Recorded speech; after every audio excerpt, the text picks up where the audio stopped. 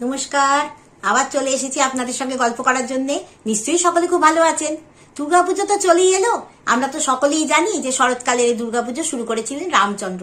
রাবণকে পরাস্ত করার জন্য তিনি করেছিলেন অকাল বোধন। এটি সনাতন ধর্মের পুজো। কিন্তু আমরা অনেকেই জানি না যে আমাদের এই বাংলার বুকে এমন একটি দুর্গাপুজো হয় যার সঙ্গে জড়িয়ে আছে এক মুঘল সম্রাজ্ঞীর নাম। চলুন আজ তাহলে সেই গল্পই করা যাক। 1607 সাল সম্রাট আকবর তখন বাংলার 12 ভূঁইয়াকে বশ্যতা স্বীকার করিয়ে ফেলেছিলেন, কিন্তু বাদ সাধলেন যশোরের প্রতি প্রতাপাদিত্য। আকবর না পারলেও তার পুত্র জাহাঙ্গীর তখন বিশাল সেনাবাহিনী এবং সেনাপতি মানসিংহকে পাঠান প্রতাপাদিত্যকে পরাস্ত করার জন্য। মানসিংহ অতর্কিতে দুর্গ আক্রমণ করলে প্রতাপাদিত্য যথারীতি পরাস্ত হন। তখন প্রতাপাদিত্য এবং তার প্রধান সেনাপতি শঙ্করলাল চট্টোপাধ্যায়কে বন্দী করে নিয়ে যাওয়া হয় দিল্লিতে। প্রতাপাদিত্য কিন্তু সঙ্গে করে নিয়ে গেছিলেন যশোরেশ্বরী মা কালীকে। সেখানে দিল্লিতে শঙ্করলাল চট্টোপাধ্যায়ের হয় আমৃত্যু কারাবাসের সাজা।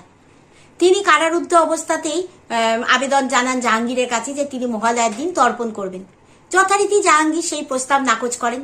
তখন তিনি শুরু করেন আমরণ অনশন। সেই খবর গিয়ে পৌঁছায় রাজমাতা যোধাবাইয়ের কাছে।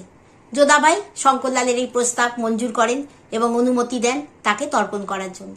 সেনাবাহিনীর পাহারায় যমুনার তীরে শঙ্করলাল চট্টোপাধ্যায় তর্পণ করেন। তার মন্ত্রোচ্চারণ যোধাবাইকে মুগ্ধ করে।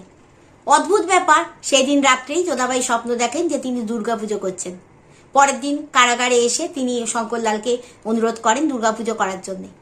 শিবের উপাসক শঙ্করলাল প্রথমে রাজি না হলেও পরে রাজি হন।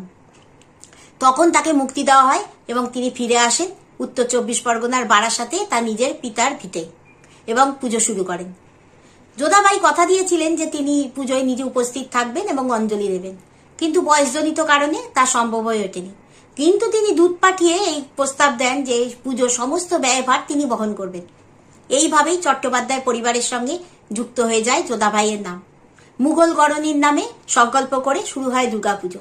যেহেতু শিবের উপাসকের বাড়ির পুজো, তাই এই পুজোর পরিচিতি হচ্ছে শিবের কোঠার দুর্গা নামে। এখন অবশ্য যোধাবাইয়ের নামে পুজো হয় না, তবে রয়ে গেছে ইতিহাস। এই পুজোর বিশেষত্ব হলো অষ্টমীর দিন ধুনো পড়ানো। কেমন লাগলো আজকের গল্প? এরকমই যদি অজানা গল্প শুনতে চান অবশ্যই আমার পাশে থাকবেন। সকলে খুব ভালো থাকবেন। আগামী দুর্গাপুজো সকলের ভালো কাটুক এই কামনা করি। আজ আসি। নমস্কার।